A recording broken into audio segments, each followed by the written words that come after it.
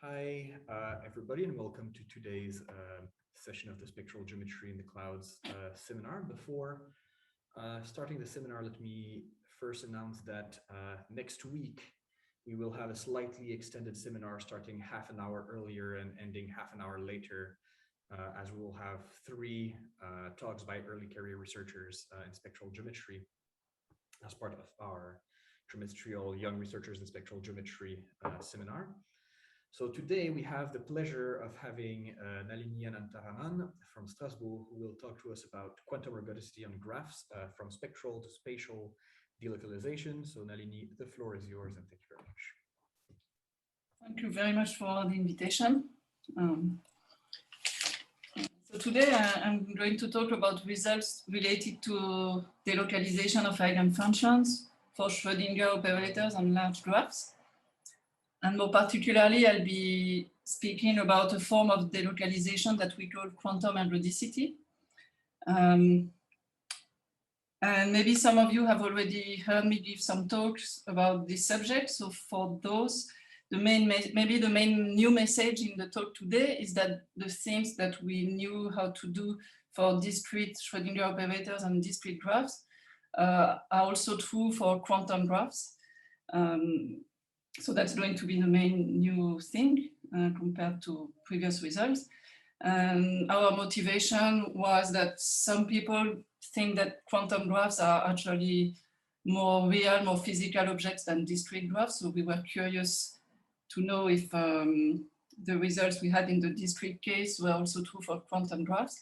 And this is joint work with Maxime Ingremont, Mostafa Sabri, and Brian Wynn.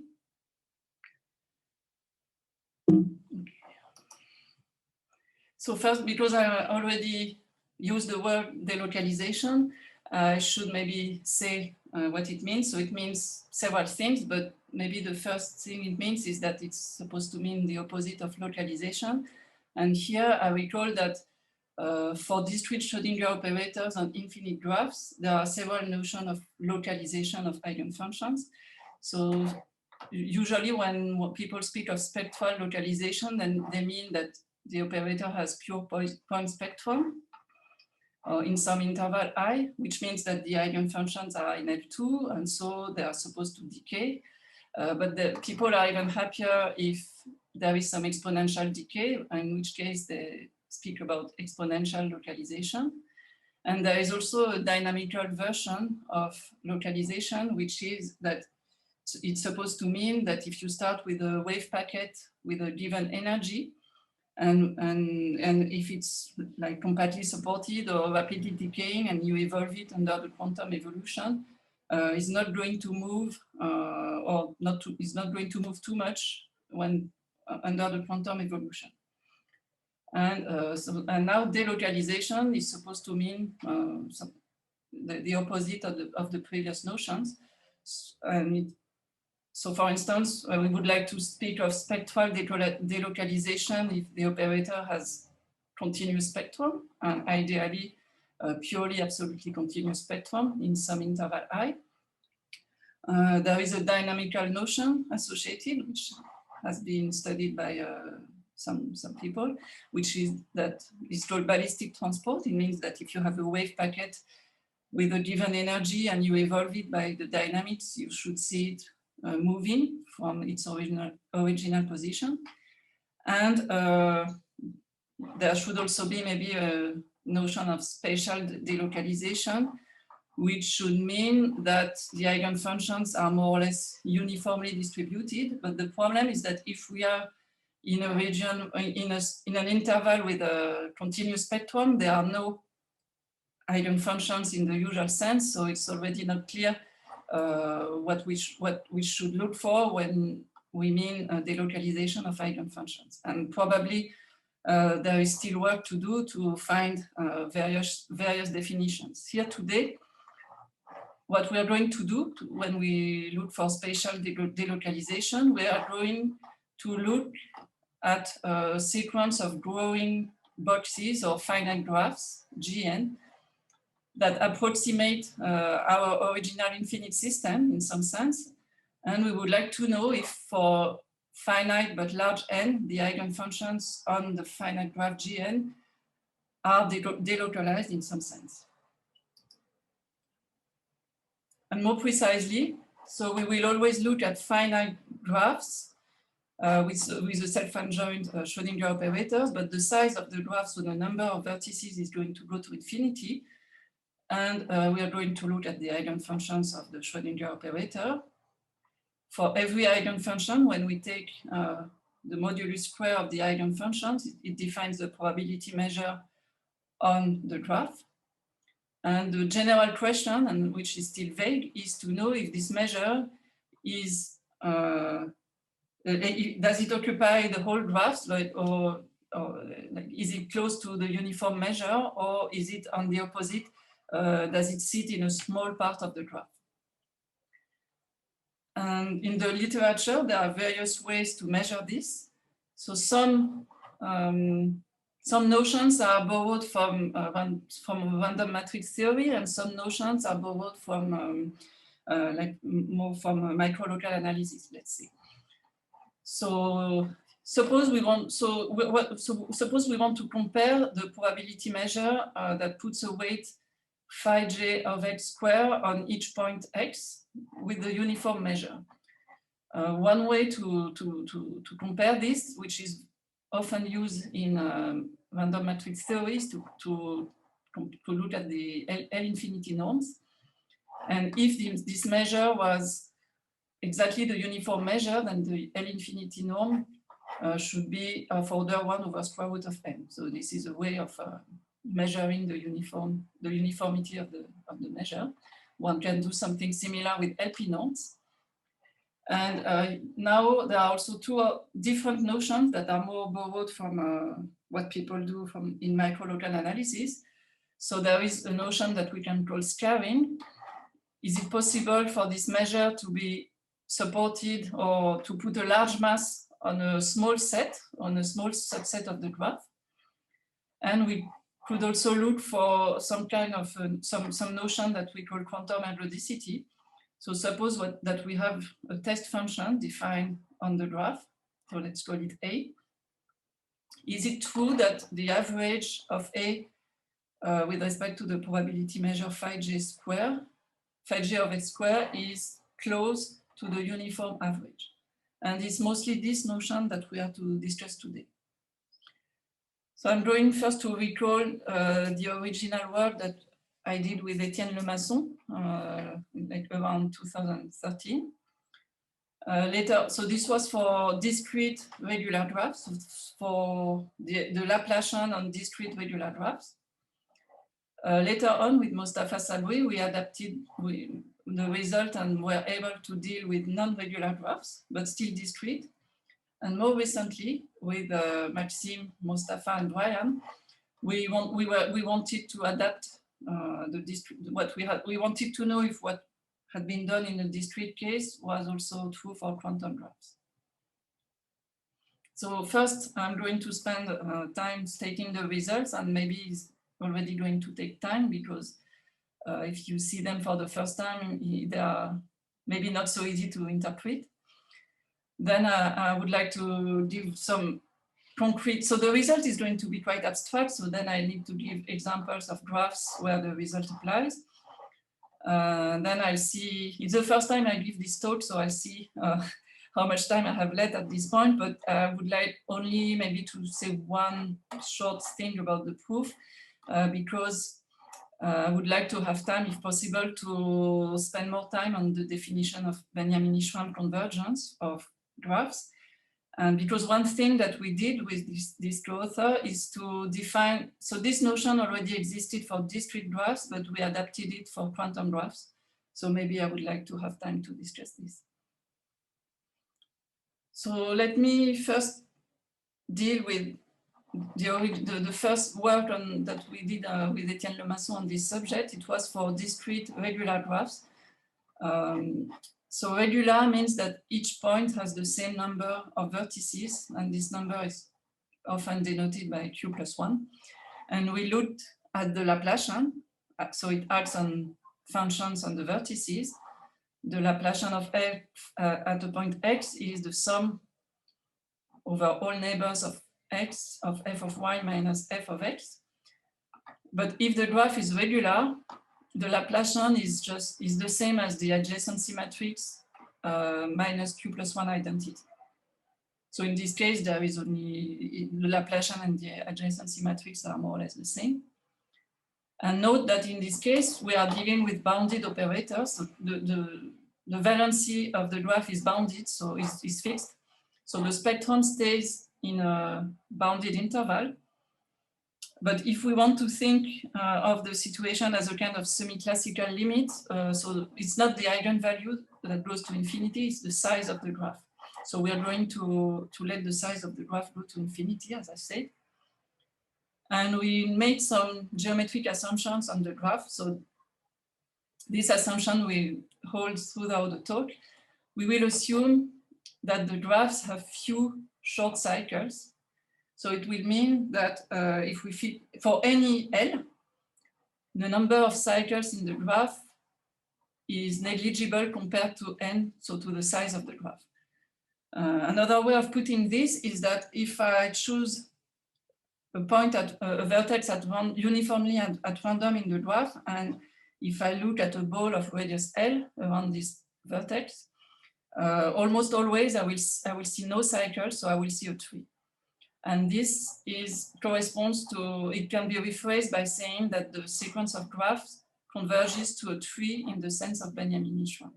Later on, I hope to have the time to define this notion in a more general setting.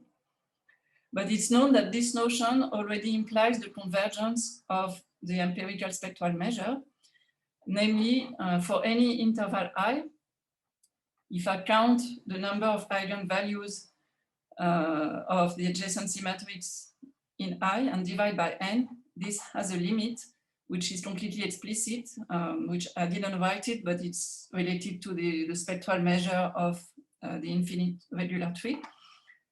So it's the average, the integral over I of the spectral measure of the infinite regular tree. And it's interesting to note that this measure is actually supported on a smaller interval than the original one that we were considering.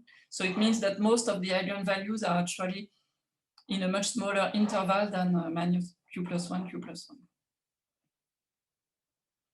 And the theorem that we proved with Etienne some time ago. So we assume first that the graphs had few short cycles. And in addition, we assume that they formed an expander family, which means that in the spectrum of the adjacency matrix, so there is always a trivial eigenvalue, which is q plus 1, which corresponds to the constant functions. But we assume that the spectral gap below this trivial eigenfunction was uniform in n.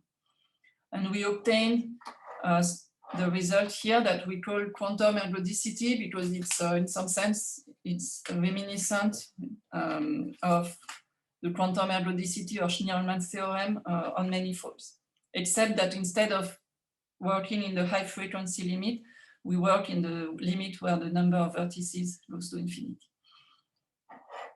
So we look at an orthonormal basis of eigenfunctions of the adjacency matrix, and we take a test function A, defined on the vertices. So maybe one should be careful, although I denoted by A, this test function lives on a set that depends on n. So the test function itself necessarily depends on n. And we assume that it's bounded, let's say smaller than 1. And the result is that, so we want to compare so in quantum ergodicity, we want to compare the average of a certain observable A for the probability measure defined by the eigenfunctions. We want to compare this with the uniform average. So we take the difference and we take the absolute value of the difference. And the result is that now if we average this over the spectrum, the limit when the size of the graph goes to infinity is 0. So here we see that we have an average over the spectrum of some non-negative quantities. And if this average is going to 0, if you have an average of positive numbers that goes to 0, it means that a lot of these numbers must actually be small.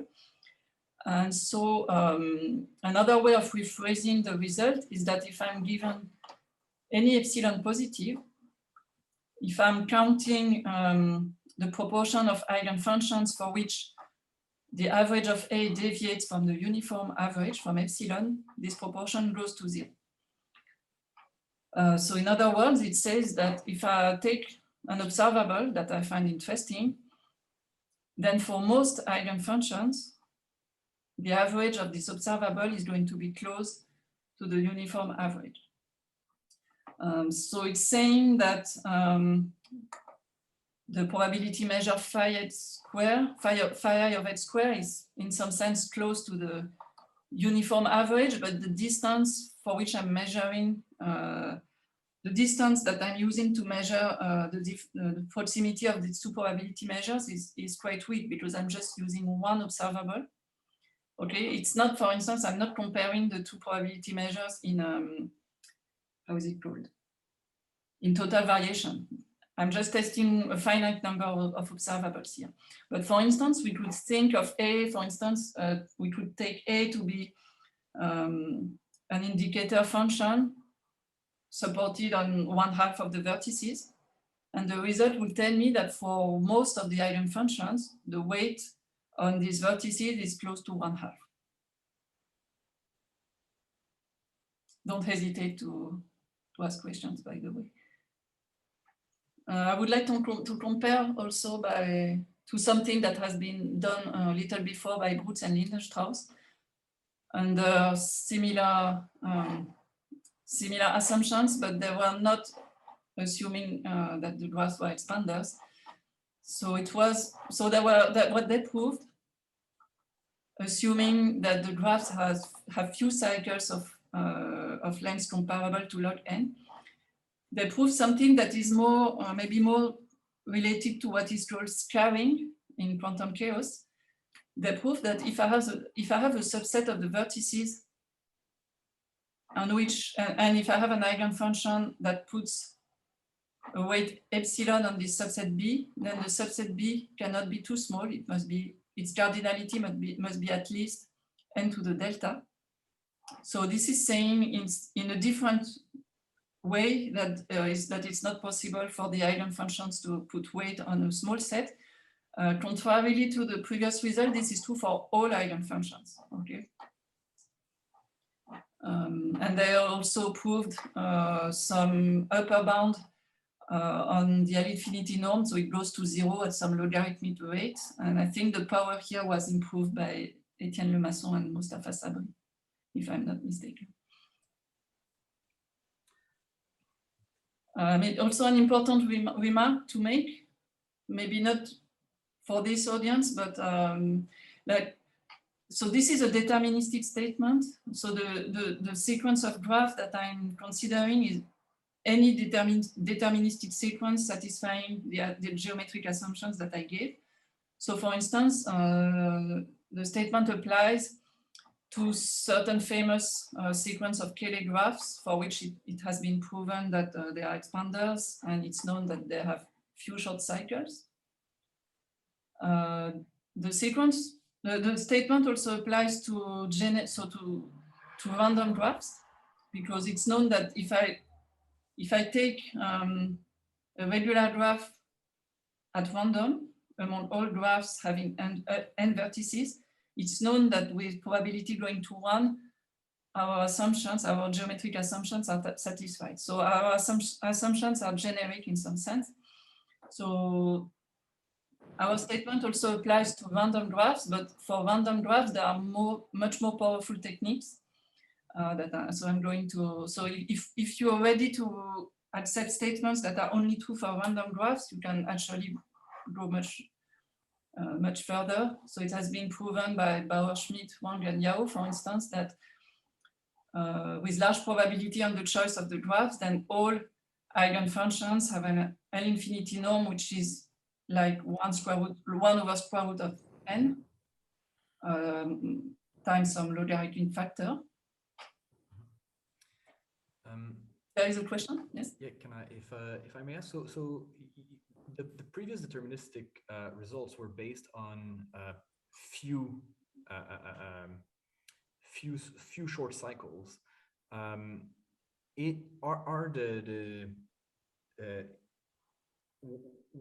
whatever exact definition of few is it sharp? Is as soon as the condition you have not satisfied, do you have examples of graphs that don't fall?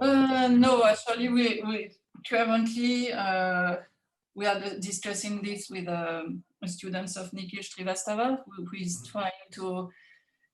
trying to understand the case of regular graphs that have some short cycles, but it's not clear for the moment. It's not clear how to weaken this assumption. All right.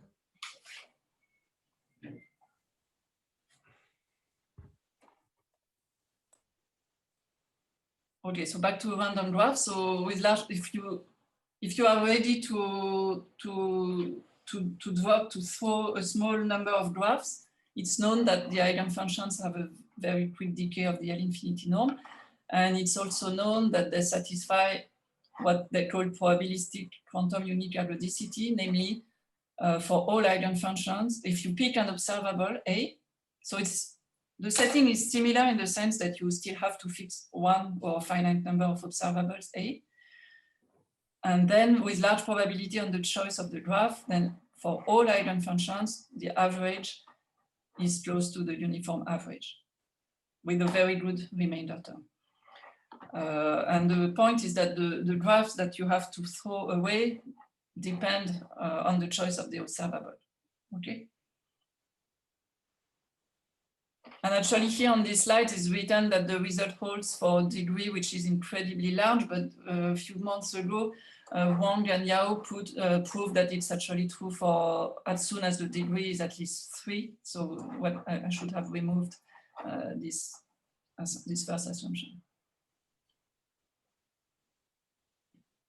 So next, with Mostafa Sabri, we wondered what could be done for non-regular graphs, or if we had, in addition of the Laplacian, we had a potential. So now we are going to look at a growing sequence of graphs, Gn.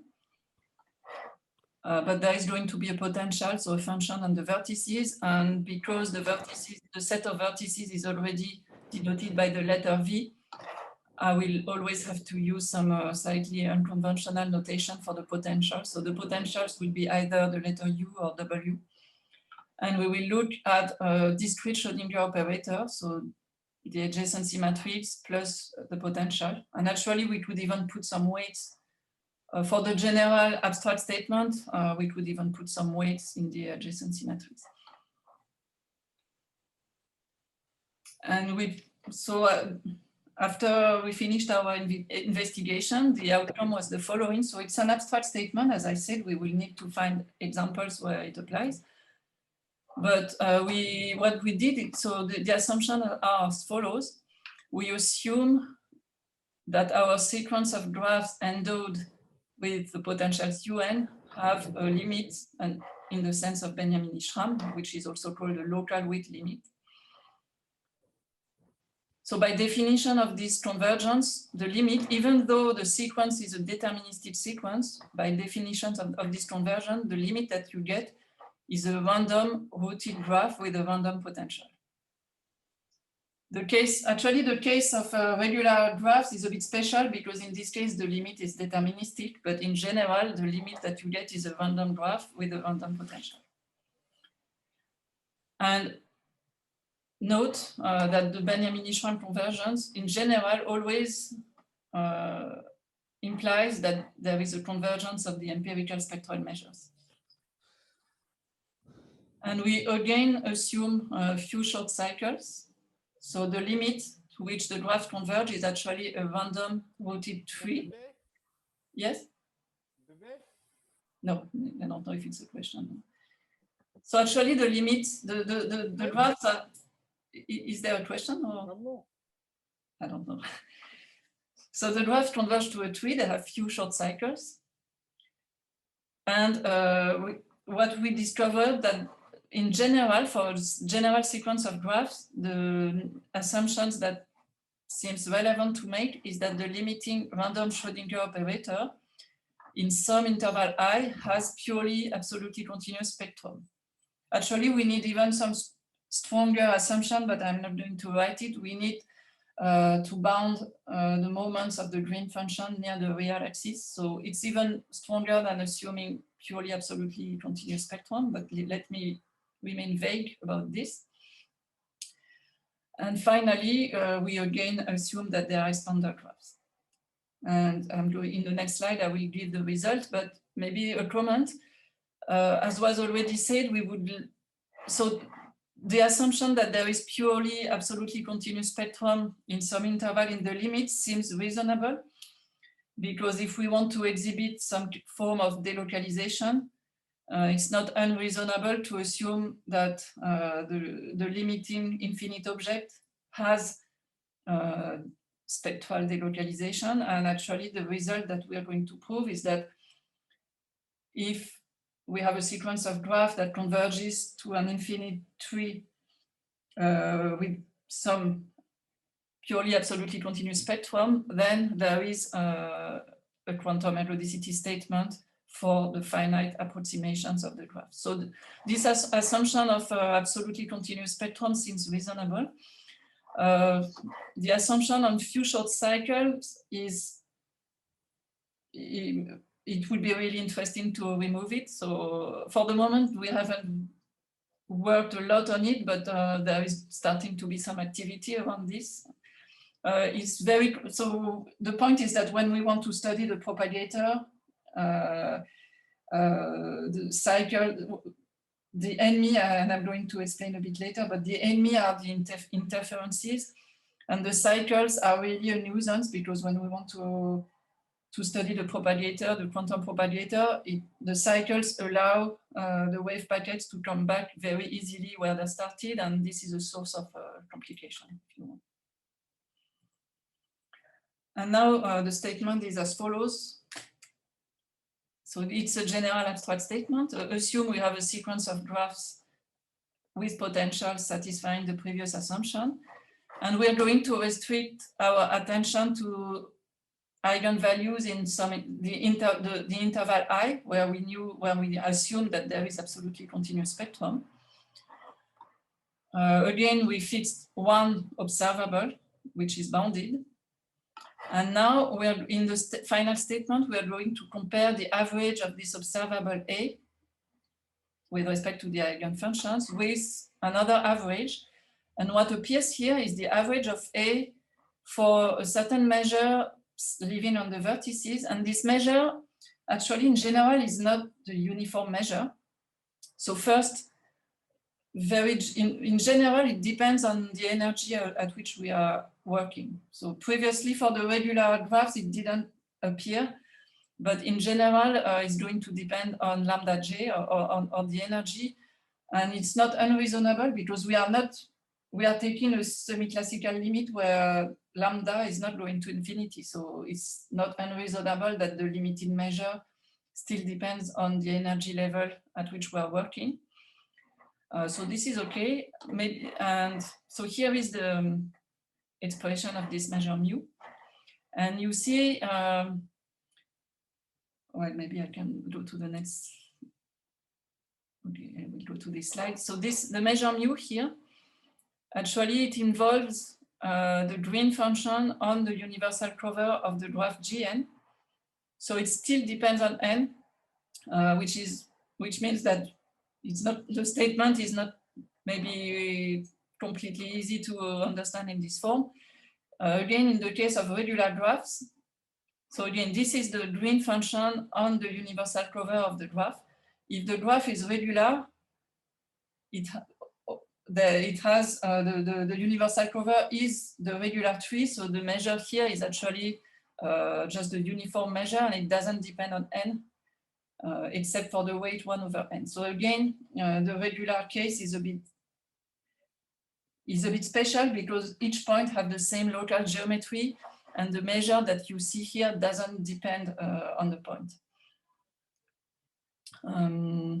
But we will need to analyze a little more this measure, because as it is, it's not completely satisfactory to say that. So we started with the average of A with respect to some unknown measure.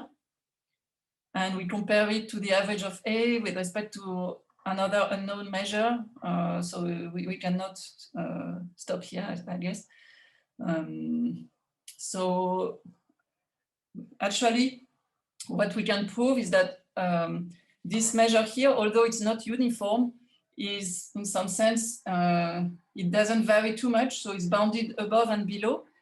And we formulated this in this form. So suppose now we take a subset of the vertices which is macroscopic in the sense that it should be the cardinality of lambda n. So suppose that the cardinality of lambda n over n is greater than delta. So the set lambda n is comparable in size to the graph. Then there is some function of delta which stays positive with the following statement. The relative number of eigenfunctions for which, so here we are looking at the weight of the eigenfunction of lambda n, for which this weight is less than c delta, goes to 0. In other words, for most eigenfunctions, so we take a sequence of sets which in size are comparable to n.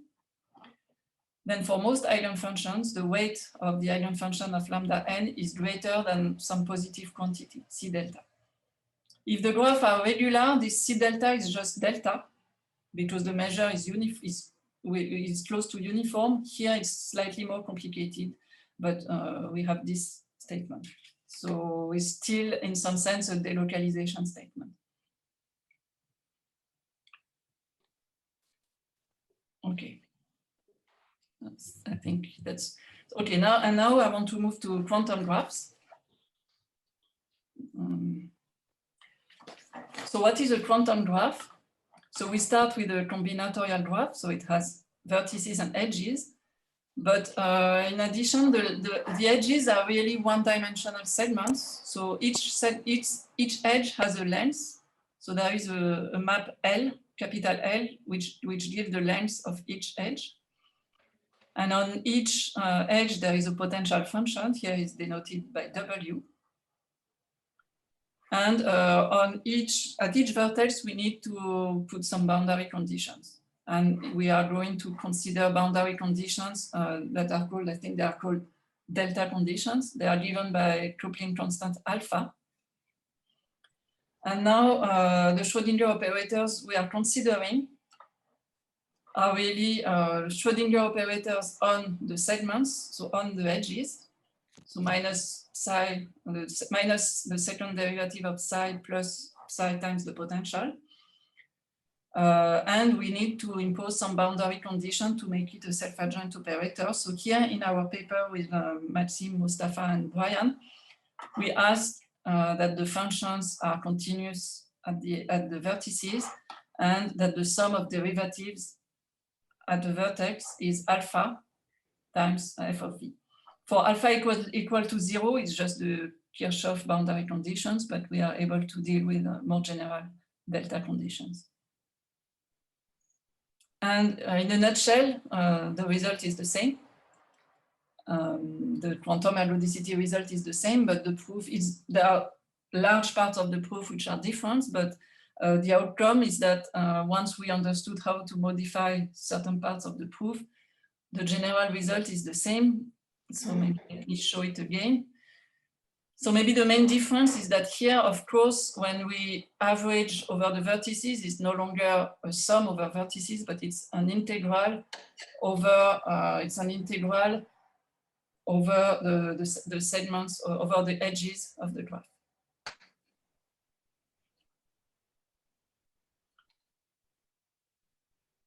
And I should note that before we wrote the result for very general quantum graphs, Maxime, Mostafa, and Brian had treated a special case, which I can call the homogeneous case. So they treated the irregular quantum graphs, which are equilateral. So all the edges have the same length, and all the coupling constants are the same, and all the potentials on the edges are the same, and should be symmetric with respect to the middle of the segment. And the point in this case is that for this special equilateral case, one can convert the quantum graph problem into a discrete graph problem, and one can more or less reuse what we did in the discrete case. However, for general quantum graphs, it's not what we did. So what we did is not to convert the problem into the previous discrete problem. I don't know if we could have done that, but I'm not sure, because we really wanted to consider the eigenfunctions as sitting on the whole segments, and we didn't want to consider the restrictions to vertices.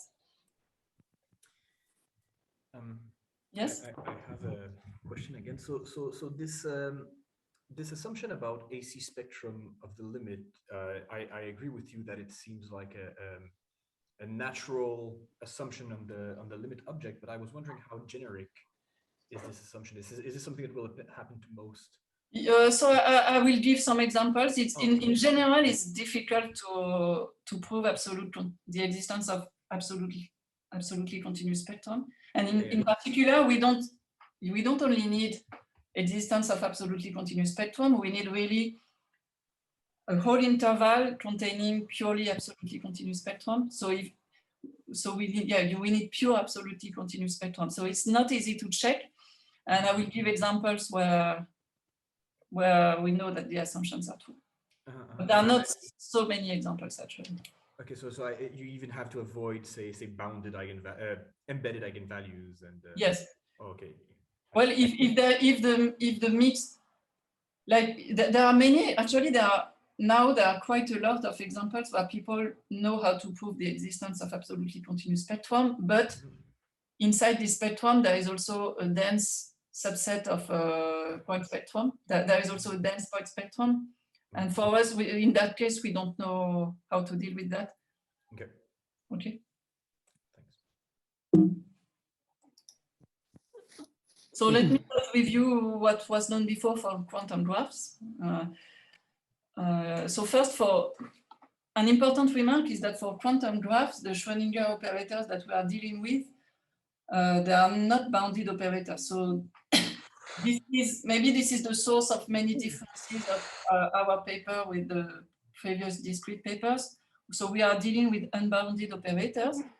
And actually, there are two possible semi-classical limits. There is the limit of high frequency, which we could study, and there is the limit of increasing size of the graph. And for instance, if the quantum graph is fixed and in the limit of high frequency, if Coulomb-Verdier proved, so let's assume that the lengths are rationally independent, if proved that quantum ergodicity doesn't hold, he was able to actually exhibit all the possible limits of the measures defined by the eigenfunctions, and it proved that there exist subsequences of eigenfunctions that concentrate either to a simple cycle or to a simple path joining two leaves of the graph. So if we want, so it's already settled that for a fixed graph and in the high frequency limit, there is no quantum ergodicity. There is also a paper by Bercolayco, Keating, and Wing. We studied the family of star graphs. So a star graph is a graph that has only leaves except one vertex, which is not a leaf. And they prove also that for this kind of graphs, there is no quantum ergodicity statement. Neither if you fix the graph and let the frequency go to infinity, nor if you let the number of edges or vertices go to infinity. There is also a paper by Brammer and Wynne who studied, they studied sequences of d-regular quantum graphs with the same assumptions as we did, so few short cycles and expanders, but they put some strange boundary condition on the vertices, which is actually not of the form I gave before, and it's not a very physical, it's a convenient but not physical boundary condition. So that they assume that the vertex scattering matrix at every vertex is non-backscattering and equi-transmitting. So it means that if you send the plane waves along a vertex, then it is transmitted with equal amplitude on an edge, for instance. So you send a plane wave on an edge, and then it's transmitted with equal amplitude to all edges, but it's not allowed to come back. So the wave is not reflected at all. So it's a scattering matrix that is possible for certain degrees, but it's not given by a delta condition. And what they did is that they studied a double limit. So they first let the frequency go to infinity for a fixed graph, and after that, they let the size of the graph go to infinity, and they prove some form of quantum aggrodicity. And again, one motivation for our work is that we really wanted to know if there was a statement for actual physical boundary conditions. So maybe now, so I don't know how far we'll be able to go, maybe not very far, but I would like to give examples where the result applies. So here on the left, I give examples of infinite systems for which is known that there is an interval of purely absolutely continuous spectrum. And on the right, I give examples of sequences of finite graphs that converge to this infinite system. And as you will see, actually, all the examples where people have been able to prove absolutely continuous spectrum are trees. I mean, except of course the Laplacian on the Euclidean Laplacian on ZD. But apart from this Euclidean Laplacian, all the other examples that I know where people have been able to prove existence of an interval with absolutely continuous spectrum are always trees. So to answer the previous questions, if we found a more general statement where we don't assume that the limit is a tree, we would also need to be able to prove absolutely continuous spectrum for that case. And if the limit is not a tree, it's actually very difficult to exhibit absolutely continuous spectrum. There are not so many techniques. So the first example is the one we already saw, where the infinite system is the regular tree and the whole spectrum is purely absolutely continuous. And as I said, there are some well-known deterministic sequences of graphs that converge to this tree. It's also known that if you take a regular graph at random, so uniformly at random in the set of all regular graphs with n vertices, it's also known that with probability going to 1 is going to approach, in the Benjamin-Ishram sense, is going to approach the regular tree. And the assumptions are also known if you start from a given regular graph and you take, so now you take a different probabilistic model, you start from a given graph and you take random covers of this graph. It's also known that it's going to converge to this infinite tree. What is also known is that this example is very robust under small perturbations. So for instance, it has been proven that if you start with this initial model of the adjacency matrix on the regular tree, and if you add a small random potential, IID, with a constant lambda, which is small enough, then the absolutely continuous spectrum persists under small perturbation. So almost surely, for any perturbation small enough, the original interval of absolutely continuous spectrum stays. And this was originally proven by Klein, but nowadays there are several proofs. There is a geometric proof by Fröse, Hassler, Spitzer.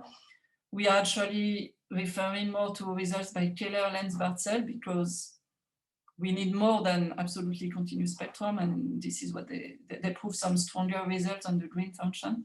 And there is a very recent new proof, more explicit, more quantitative, by Arras and Bordenave. And it means that if we start with the previous examples of regular graphs and we perturb them slightly with small random potential, our results will apply to these small perturbations.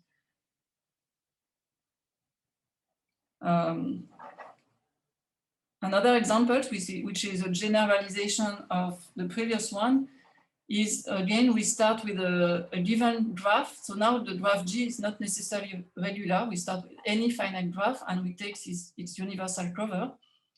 It's known that the spectrum is a union of a finite number of eigenvalues and a finite number of intervals. And of each of these intervals, there is purely absolutely continuous spectrum.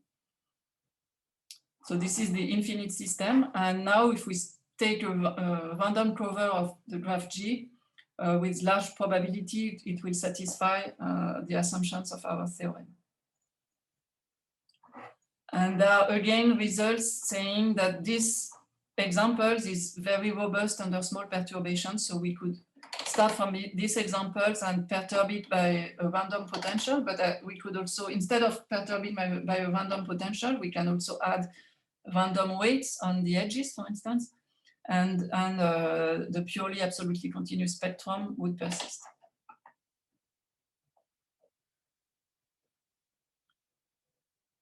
Okay, so this is again a very recent example that is in the same paper by Arras and Bordenave that was put on arXiv maybe 2 months ago. And it's interesting because it's, to my knowledge, it's the first example of a random tree. So in the previous example, we started with a deterministic tree, and then we did a small perturbation of it. But here it's a really truly random tree. It's very far from, it's not a small perturbation of a deterministic tree, it's a purely random tree. And they were able to show that almost surely there is an interval that is with purely absolutely continuous spectrum, and it satisfies the assumption of our theorem. And the tree is the following, it's a Galton-Watson tree, and the law of the descendants is a Poisson distribution, but you should not have leaves. If there are leaves, the leaves in the tree are going to give rise to absolutely to point spectrum. So you should condition the Poisson law to have at least 2 descendants. And to get a sequence of finite graphs converging to this tree, we can start with the Erdős-Rényi graphs, but we should remove also in a certain way, we should remove the leaves and the small connected components. And now, well, in our paper with Maxime, Mostafa, and Brian on quantum graphs, we also wanted to make sure that there were examples satisfying the assumptions. So we took the previous discrete examples and made sure that the arguments to prove absolutely continuous spectrum could be made to work for quantum graphs. So we have also examples for, like, if you take the universal cover of a given quantum graphs, we know that in the spectrum there are intervals with purely absolutely continuous spectrum, and this absolutely continuous spectrum is stable under small random perturbations.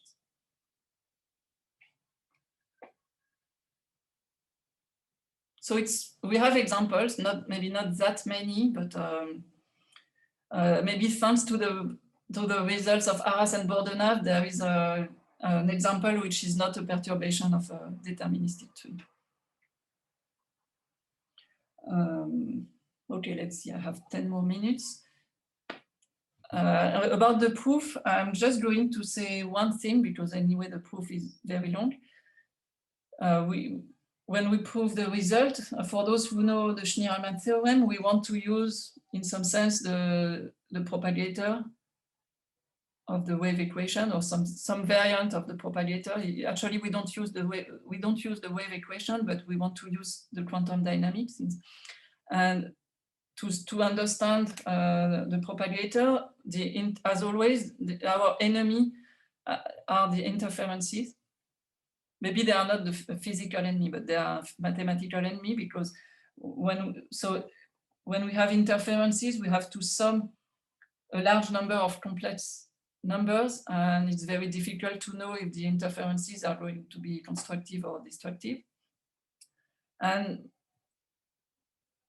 several of our assumptions are meant to not to be bothered too much by interferences. So for instance, the assumption about short cycles are really meant to avoid some complications, like when we propagate a wave packet and the wave comes back to itself, we are going to have interferences. And if it happens too soon, we don't know how to deal with that. So this is one reason for assuming a few short cycles.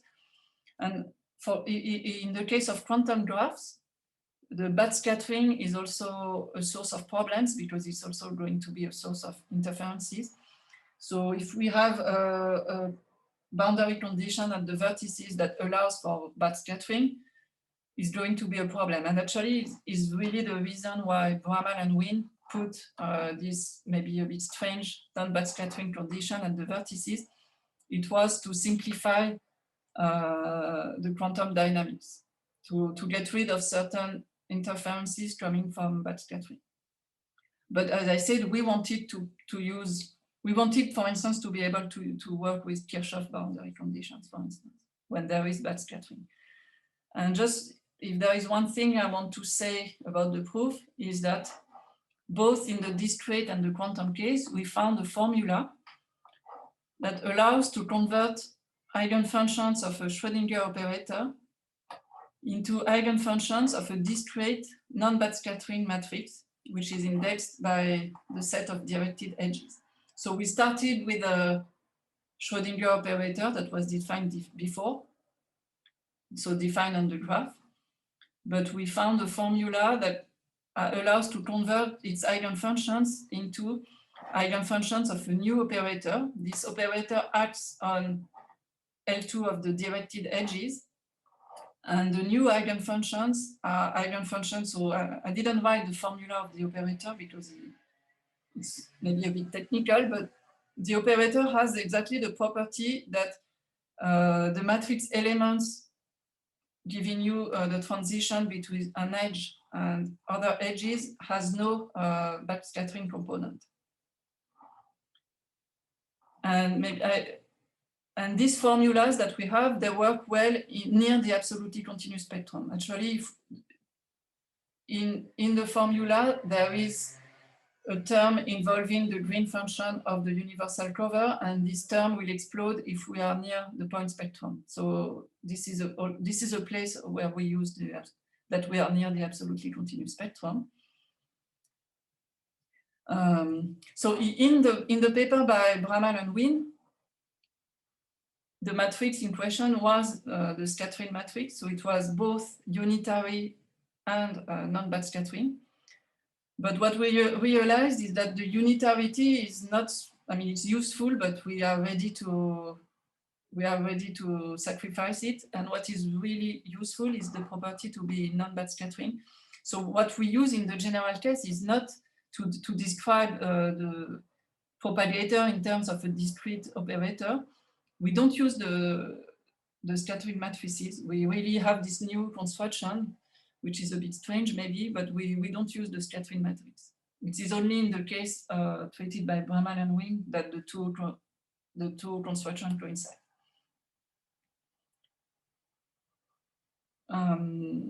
Okay, this is just a remark for experts that in the case of quantum graphs, the formula involves something that is called the Weil-Titchmarsh function, and that was studied in particular in a paper by Eisenman, Sims, and Barzel. Okay, so now I don't know if it's, I was maybe planning to say a little more about the notion of Banyamini-Schramm convergence, but if I do so, I'm going to go over my time, and for people who are in France in particular, it's maybe not very nice. So I guess I'm not going to give this, so I'm going to probably to stop here, but let me just say that, so there is a definition of a local weak convergence or Banyamini-Schramm convergence for discrete graphs that was introduced by Banyamini and Schramm. As I said, an important property is that it implies the convergence of empirical spectral measures. And what we did with Maxime, Mostafa, and Brian, is to adapt to define an analogous notion for sequences of quantum graphs. And we prove the same result, that it implies the convergence of the empirical spectral measures. The proof is a little different because in one case we have bounded operators, so the spectral measures, usually they are defined using polynomial test functions. In the quantum case, we have unbounded operators, so we cannot use the same definition of spectral measures. And we use actually the result, instead of using polynomial test function, we used the resolvent to characterize the spectral measures. And we use as very often, we use the Helfer-Sjöstrand formula to prove the result, but I'm probably not going to say more. And thank you for your attention. Thank you very much for the talk. We have time for questions now. So if someone wants to ask a question, you can just unmute yourself and go ahead, or write it in the chat. It's interesting to understand more the measure that appears in your convergence, the sort of the right-hand side. Could you? I have kind of two questions. Could you tell me what the measure is in the simplest example when your graph is a circle of growing size? And second question is there some sort of probabilistic interpretation? Can you devise some sort of Markov chain on the graph that the measure is sort of the steady state for the what's it called, probability, the stationary probability, I guess.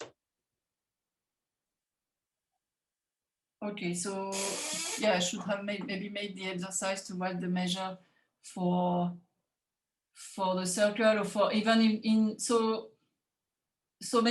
again, an important point is that it depends on lambda, because we are not sending lambda to infinity.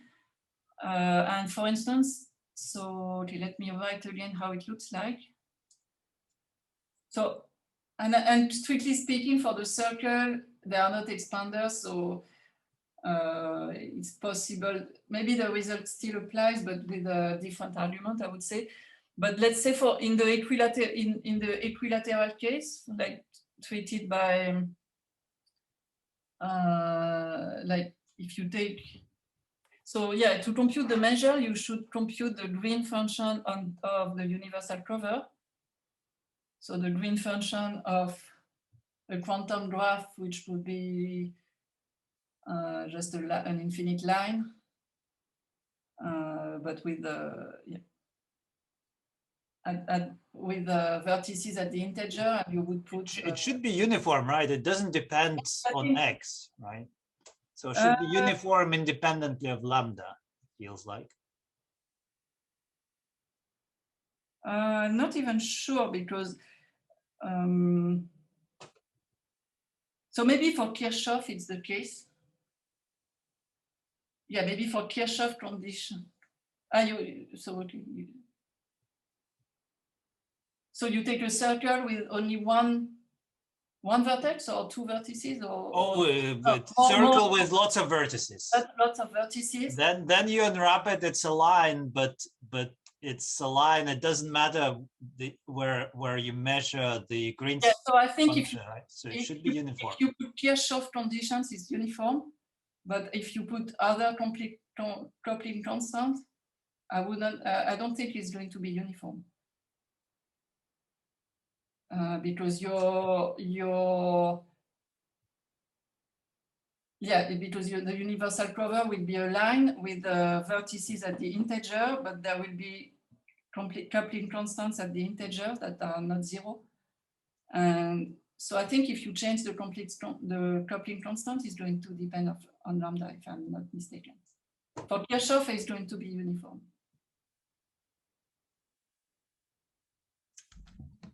Thank you. Anyone else wants to ask a question or comment on something? So in the discrete graph setting, you had stronger results if you allowed random graphs rather than a specific deterministic sequence of graphs. In either the quantum or the non-regular case, do you also have the stronger results if you allow random graphs rather than? I don't think it has been studied. So